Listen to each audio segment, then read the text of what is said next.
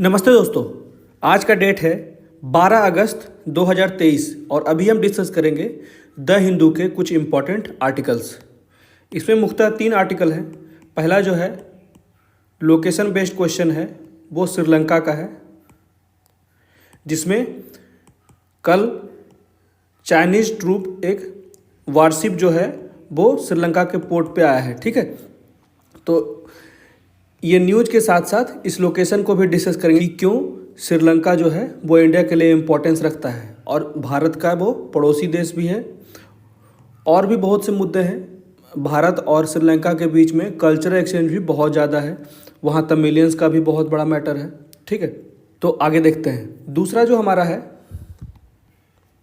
वो होगा जो अभी बुलडोजर चलवाया गया है किसी भी अपराधी पे, उसके घर पे बुलडोजर चलाना, ये कहाँ तक इथिकल है, ये राइटर कहते हैं कि इसके लिए जो सुप्रीम कोर्ट है उसे स्वतः संज्ञान लेने की आवश्यकता है या नहीं। ठीक है, और तीसरा जो है हमारा आर्टिकल है वो इकोनॉमिक न्यू पॉलिसीज है। ठीक है, कि नए वर्ल्ड के लिए नया पॉलिसी हमें बनाने की ज़रूरत है। ठीक है, तो आइए विस्तार से देखते हैं। तो हमारा फर्स्ट आर्टिकल है Chinese military ship docks at Colombo port for a formal visit. Formal visit के लिए आए हैं। इसके आने में देरी इसलिए हुई क्योंकि भारत नहीं चाहता था कि चाइना का ट्रूप जो है मिलिट्री शिप है वो श्रीलंका के पोर्ट पे आए, इसी के लिए इसके आने में देरी हुई है। ठीक है, ये जो है 129 मीटर लॉन्ग शिप है। ठीक है, इसमें 138 मेंबर साथ में आए हैं, जिसको कमांड किया है जिन जिंग है। ठीक है, तो 129 मीटर लंबा PLA युद्धपोत है, यांग चौ कोलंबो बंदरगाह पर खड़ा है। चीनी सैन्य जहाज औपचारिक यात्रा के लिए कोलंबो बंदरगाह पर पहुंचे हैं। श्रीलंकाई नौसेना के एक मीडिया के बयान के अनुसार चीनी पीपल्स लिबरेशन, ठीक है, इसी को कहते हैं CPL या फिर PLA, जिसको बोलते हैं पीपल्स लिबरेशन आर्मी, नौसेना का युद्धपोत हाई योग 24 हाओ औपचारिक यात्रा के लिए फॉर्मल विजिट के लिए आया है। ठीक है, तो भारत की ओर से प्रारंभिक प्रतिरोध, ठीक है, शुरुआती प्रतिरोध के कारण यहाँ पे कहा जाता है नौसेना जो था श्रीलंका का, उसने कहा कि 129 मीटर लंबा जहाज के 138 सदस्यों के दल द्वारा संचालित किया जाएगा, जिसके कमांडर हैं जिन सिंह, और यही प्रतिरोध के कारण इसको आने में देरी हुई। अब देख लेते हैं भारत श्रीलंका के बीच प्रमुख चुनौतियां क्या क्या सी है। ठीक है, तो देख लेते हैं भारत श्रीलंका संबंध में चीन सबसे बड़ा समस्या बन चुका है, क्योंकि चीन जो है वहाँ पे जो हम्बनटोटा पोर्ट है श्रीलंका का उसको कंट्रोल करने लगा है, जिससे कि हमारा जो इंडियन ओशन है इसके सिक्योरिटी कंप्रोमाइज होने लगे हैं। ठीक है, सुरक्षा के इशू आ गए हैं। भारत चीन रणनीतिक प्रतिस्पर्धा के लिए मंच होने के संदर्भ में श्रीलंका ने चीन की प्रमुख कनेक्टिविटी परियोजना बेल्ट एंड रोड इनिशिएटिव का भी समर्थन किया। Sri Lanka belt and road initiative का भी समर्थन किया, BRI। ठीक है, यह चीन की समुद्री रणनीति के लिए भी महत्वपूर्ण नोडल है, मतलब कि ये जगह जो है बहुत ही इंपॉर्टेंट है, जो हम्बनटोटा पोर्ट है। भारत श्रीलंका संबंधों के द्विविभाजन समर्थन की कमी के कारण उस समय खटास आ गया जब महिंदा राजपक्षे जब श्रीलंका के नए राष्ट्रपति बने थे, उसी समय से भारत श्रीलंका के संबंध में कुछ खटास आ गया। तो इसके लिए हम्बनटोटा बंदरगाह को चीन को पट्टे पे दे दिया गया, जहां से ये समस्या उत्पन्न हुई, जो भारत के लिए अत्यधिक संवेदनशील मुद्दा है। उसके बाद जातीय मुद्दा जो है यह श्रीलंका में सिंहली बहुसंख्यक और तमिल अल्पसंख्यक के बीच लंबे समय से चल रहा संघर्ष है, जिससे हाल के दशकों में द्विपक्षीय संबंधों को गंभीर रूप से कमजोर कर दिया गया है। इस मुद्दे में श्रीलंका में युद्ध अपराधों की जांच और जवाबदेही के मुद्दे को भी शामिल किया गया। वहीं मछली पकड़ने का भी एक मुद्दा सामने आया है श्रीलंका और भारत के बीच में। तो दोनों देश के क्षेत्रीय जल की निकटता को देखते हुए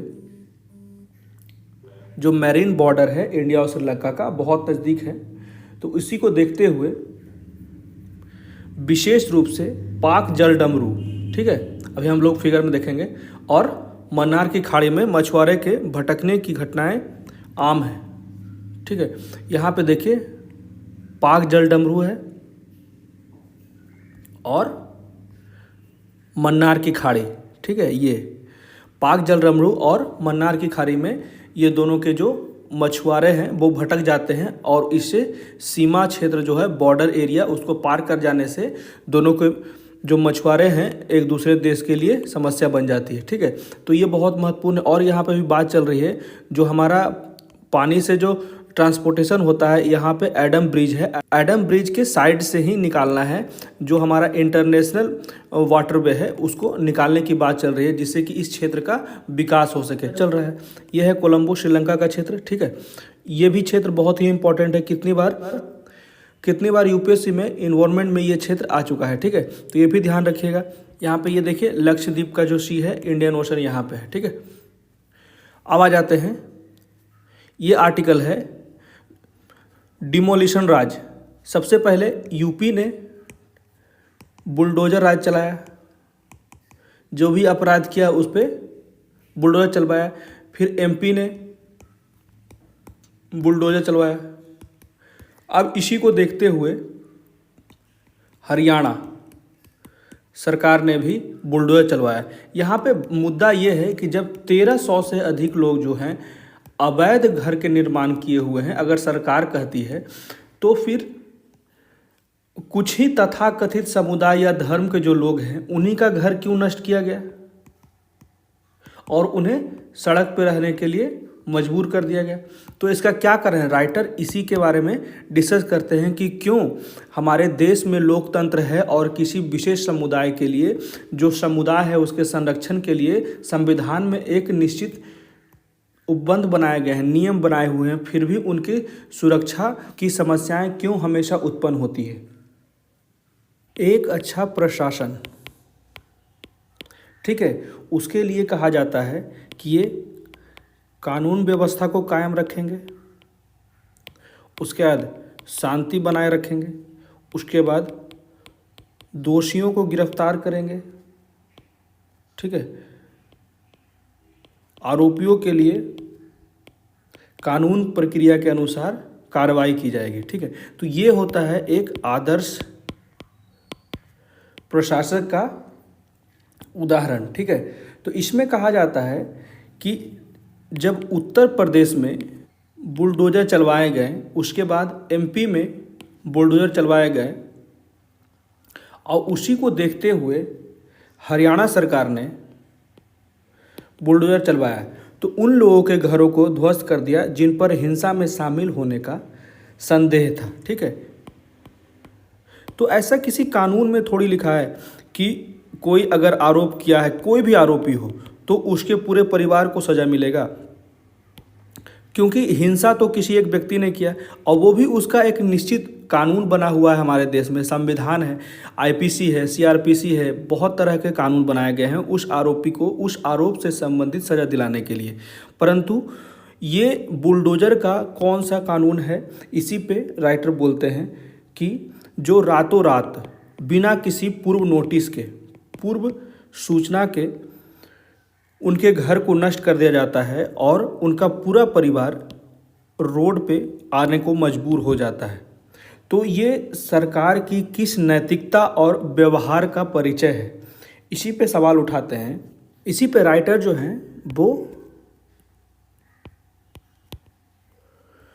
सवाल उठाते हैं और बोलते हैं हिंदू और मुस्लिम, मेन मुद्दा जो है ये हिंदू और मुस्लिम का ही है कि दोनों की जान का नुकसान हुआ। ठीक है, उसके बाद केवल फिर मुस्लिम समुदायों के घर को निशाना क्यों बनाया गया, क्या यह व्यवहारिक है?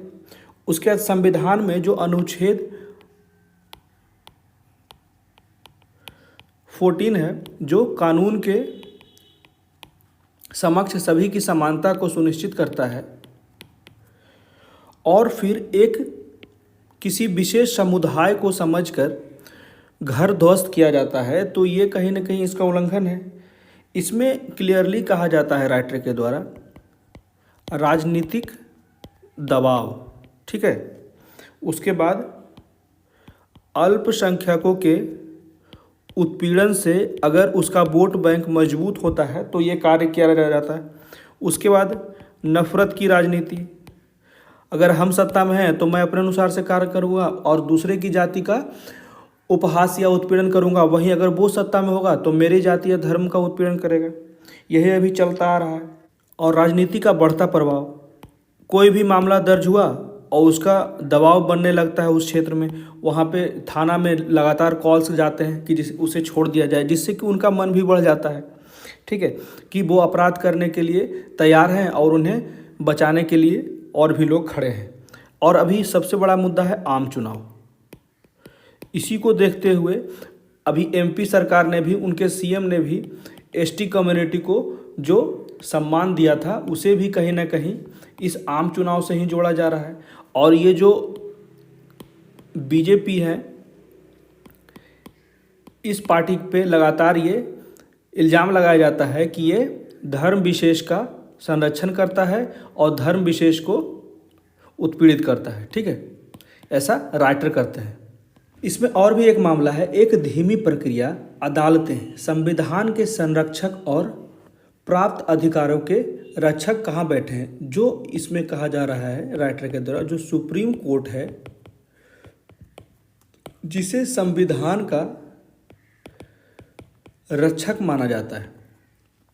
तो ये जो अनैतिक कार्य हो रहे हैं, अवैध डिमोलिश हो रहे हैं घर को बुलडोजर से, तो इसके लिए वो स्वतः संज्ञान क्यों नहीं लेते हैं।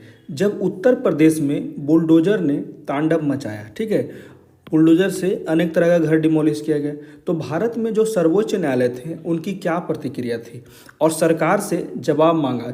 तो सरकार ने कहा कि प्रत्युत्तर में कहा कि ये अवैध निर्माण है, इसी के लिए उचित कार्रवाई की जा रही है और ये पूर्णतः कानून सम्मत है, किसी भी धर्म या जाति विशेष का कोई उत्पीड़न नहीं किया जा रहा है सरकार के द्वारा। ऐसा उन्होंने स्टेटमेंट दिया जब अदालत सुप्रीम कोर्ट पूछा, ठीक है। तो प्रश्न यहाँ पे ये है कि आप एक समुदाय को क्यों लक्षित कर रहे हो जब हजारों घरों का निर्माण अवैध है, ठीक है। यहाँ पे बात यही जाती है कि 1000 घर या हजारों जितने भी घर हैं, अगर वो अवैध हैं तो जो कार्रवाई की जा रही है वो किसी विशेष धर्म को लक्षित कर क्यों की जा रही है।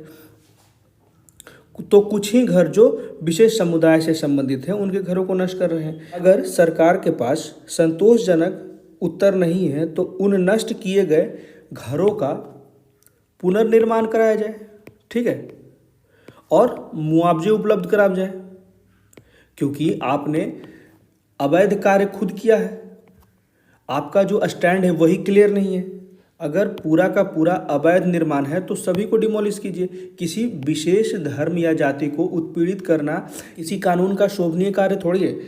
तो इसमें यही कहा जाता है कि यदि न्यायालय द्वारा पहली बार में ही, जब यूपी का जो मैटर आया था, यूपी के समय में ही अगर न्यायालय, सुप्रीम कोर्ट अगर उचित कदम उठा लेती तो अन्य राज्य सरकारें सावधान हो जाती। ये निर्णय केवल कानूनी लापरवाही और राजनीतिक दबाव के अलावा जो भविष्य है, भविष्य में भी ऐसे समस्याएं अगर उत्पन्न आते हैं, ऐसे मामले जो आते हैं धर्म से जुड़े हुए, तो इसको भी एक मार्गदर्शन प्रकट करता है, ठीक है। इसमें यही कहा जा रहा है जो भी हमने बताया।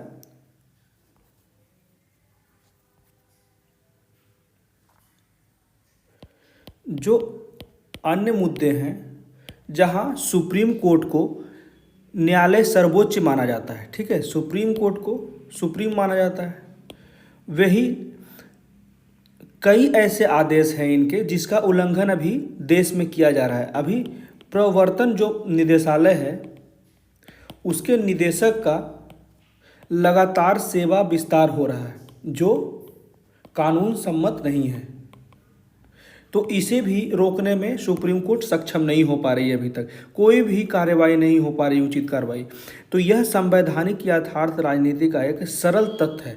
यदि आप लक्ष्मण रेखा कोई लिमिटेशन नहीं लगाते हैं, कोई कानून नहीं बनाते हैं, तो ये कबड्डी के खेल की तरह हो जाएगा, ठीक है,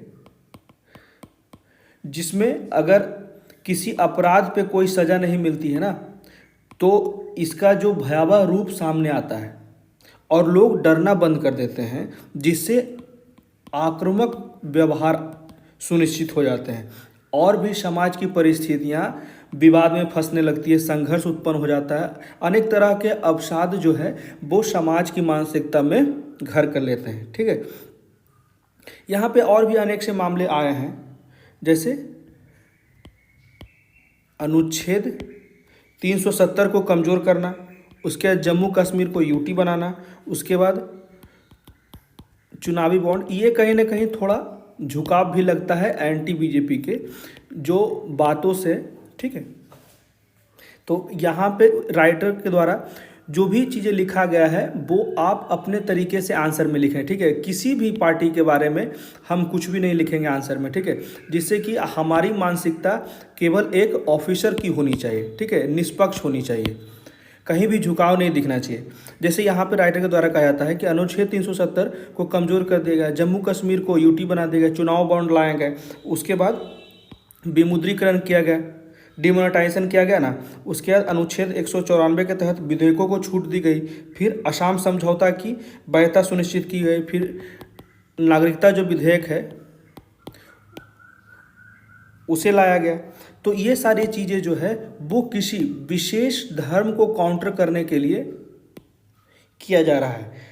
तो इसी में कहा जाता है कि अभी जिस अवैधता की बात चल रही है वह इतने लंबे समय से चलती ही आ रही है, लेकिन अभी हम लोग इस पे डिस्कशन कर रहे हैं।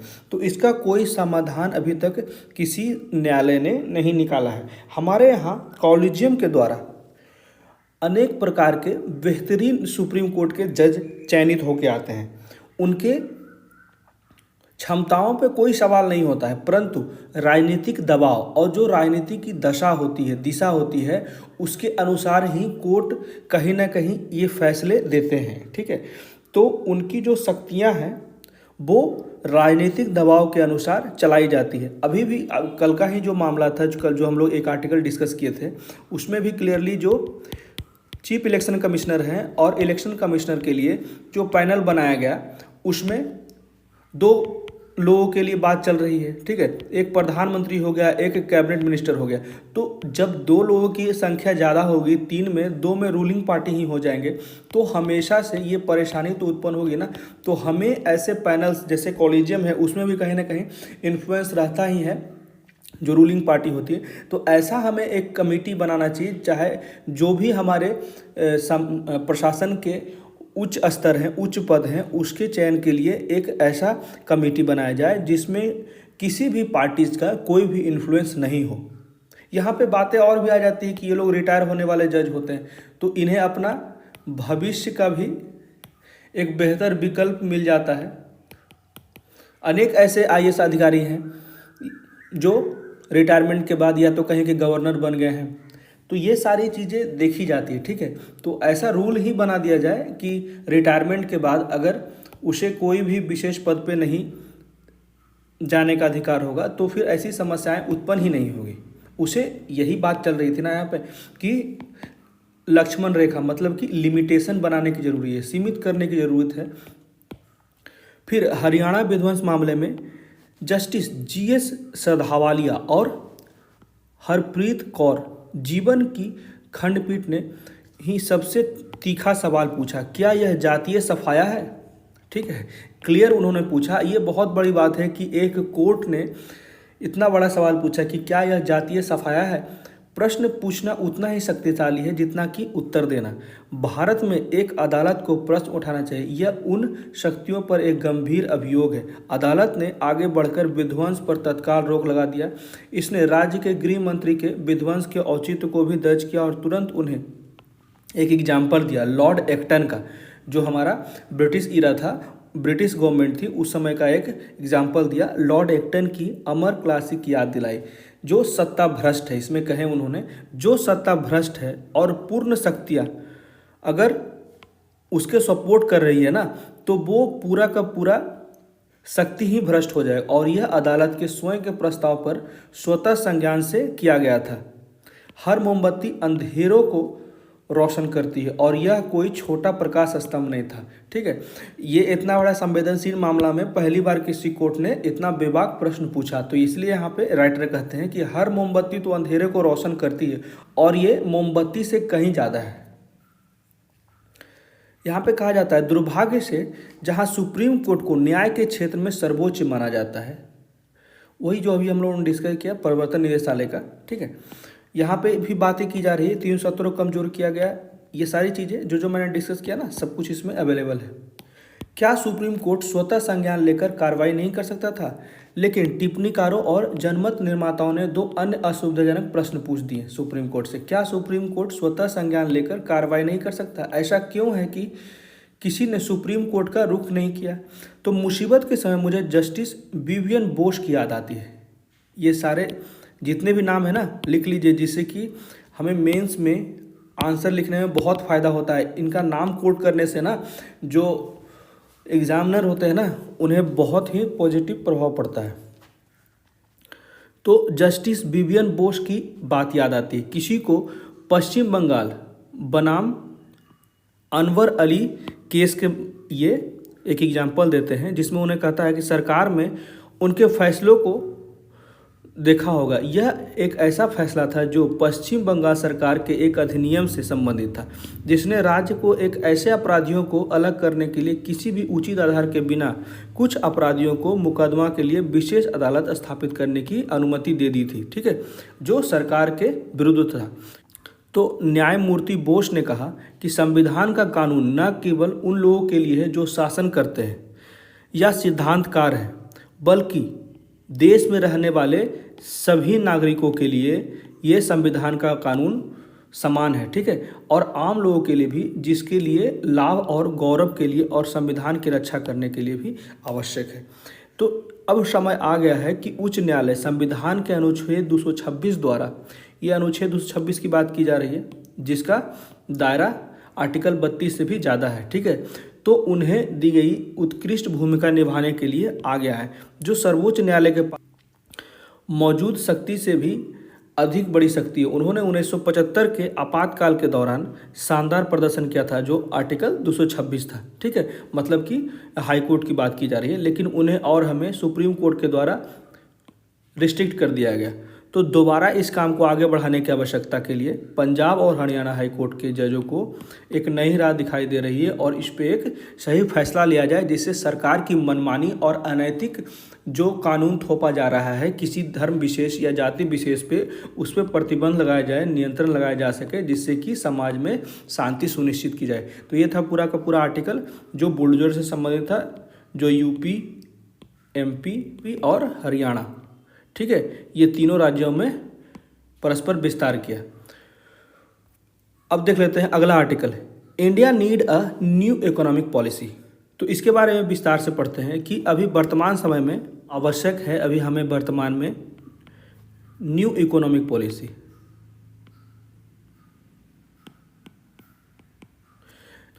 एक नई दुनिया के लिए एक नया अर्थशास्त्र, ठीक है। तो भारत के लिए आर्थिक चुनौतियां क्या क्या है? तो मुद्रास्फीति, ब्याज दरों और विनिमय दरों मतलब एक्सचेंज रेट का प्रबंधन, जिसके लिए आरबीआई ने समाधान खोजने की उम्मीद की है। भारत के किसानों और श्रमिकों के हित की रक्षा करने के लिए द्विपक्षीय और बहुपक्षीय व्यापार समझौते पर बातचीत करना है, जिसके लिए वाणिज्य, उद्योग और कृषि मंत्रालयों के बीच समन्वय की आवश्यकता है, ठीक है।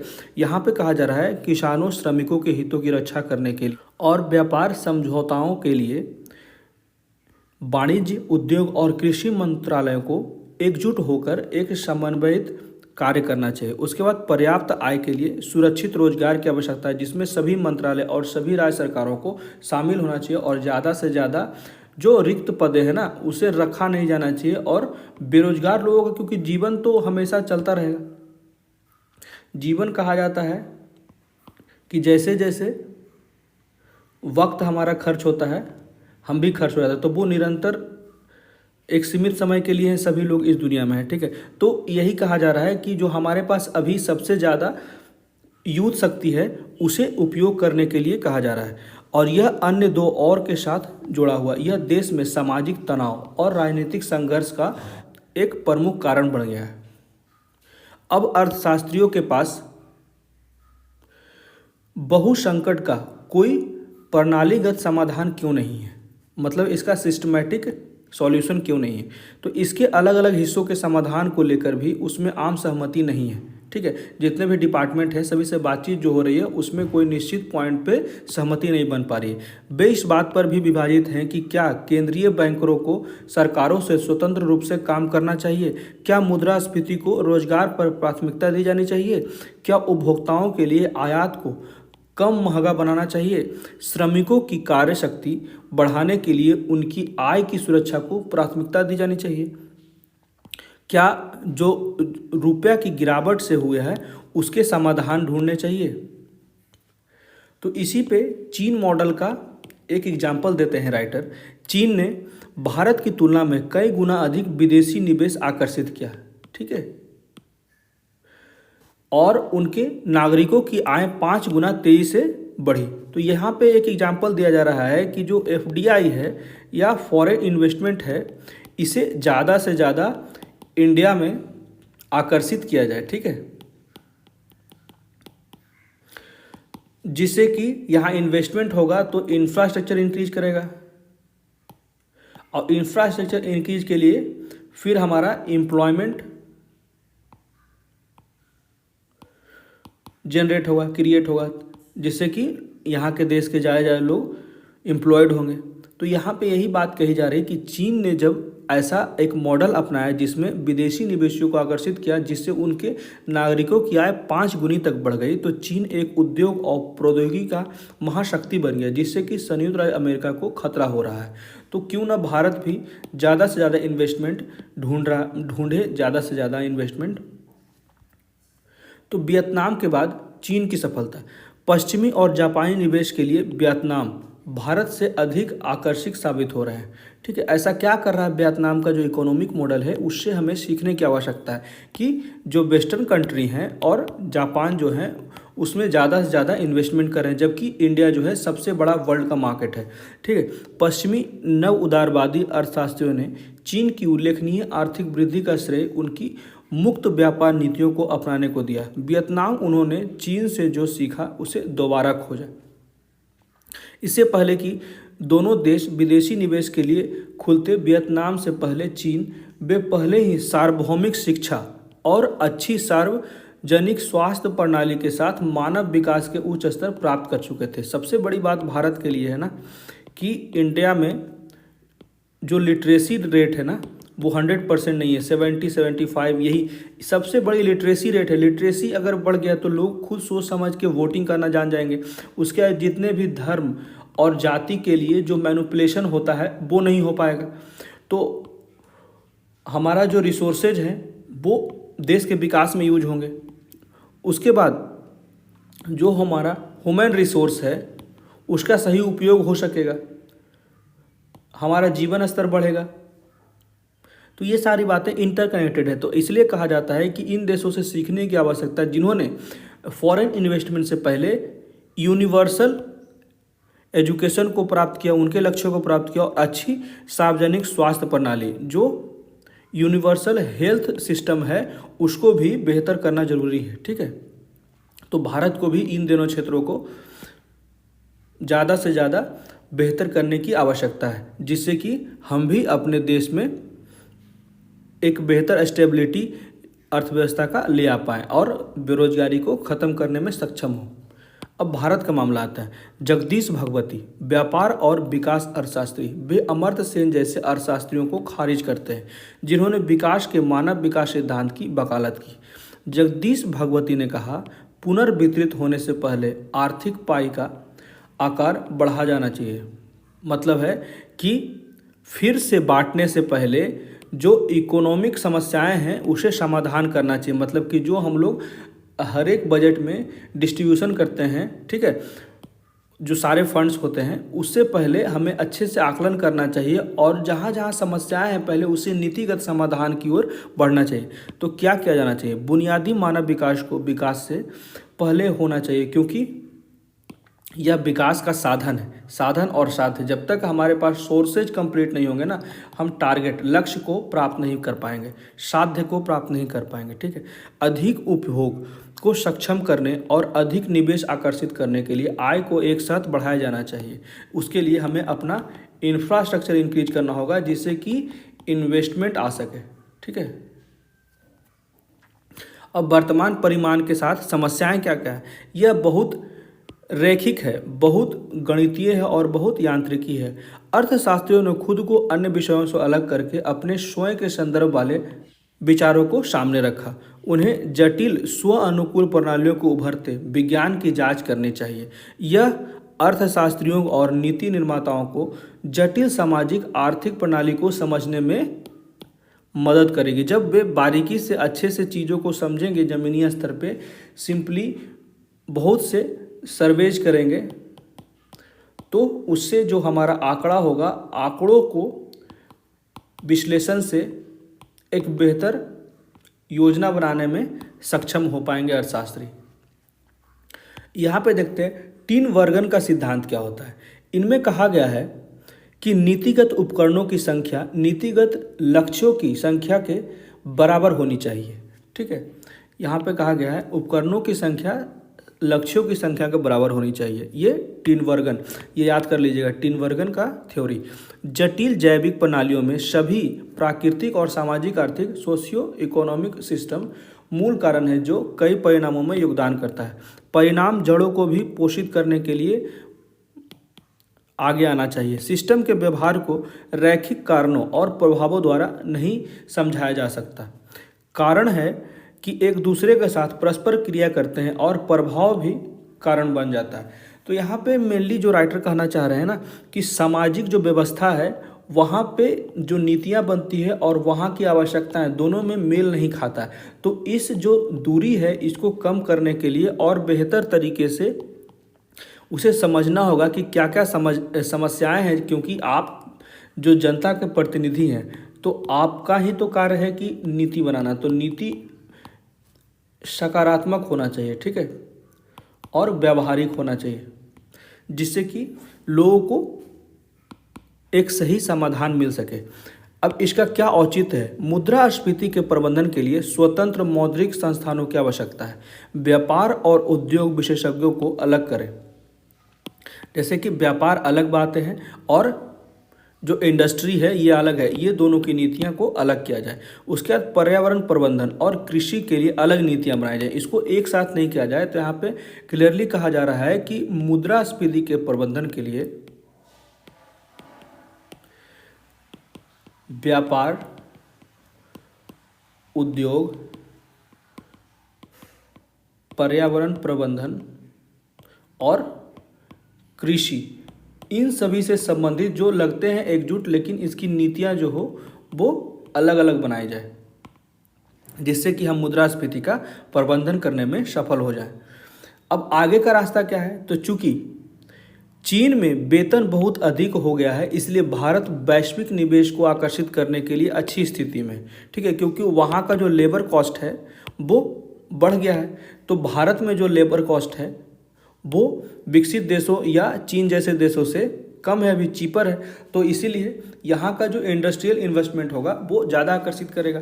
निवेशकों को आकर्षित करने के लिए भारत को अन्य देशों के साथ प्रतिस्पर्धा करनी चाहिए।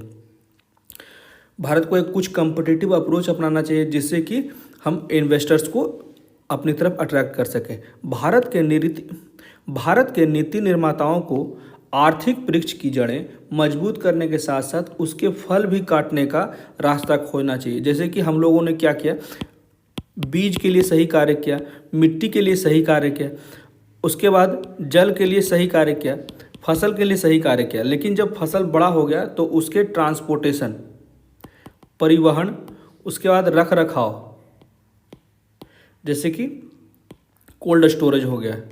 तो मान लीजिए ये दोनों का हम समाधान सही से निकाल नहीं पाए और ये सरकार ने इसका प्रोत्साहन कर दिया, तो क्या हमें सही लाभ मिल पाएगा? यहाँ जो लॉस होंगे वो इसे भरपाई कर पाएंगे? यहीं पे इसलिए कहा जा रहा है कि जो साधन की ज़रूरत के जितने भी सामान है ना, उसे लास्ट प्रोडक्ट तक, यहाँ तक पहुँचने, मंडी तक पहुँचने के लिए और मंडी में दाम की सही आकलन के लिए यहाँ तक सरकार की जिम्मेदारी है। तो यहाँ पे कहा जा रहा है कि सिर्फ फसल के जड़ों से नहीं, उसके फल भी काटने का रास्ता सही से ढूंढना चाहिए।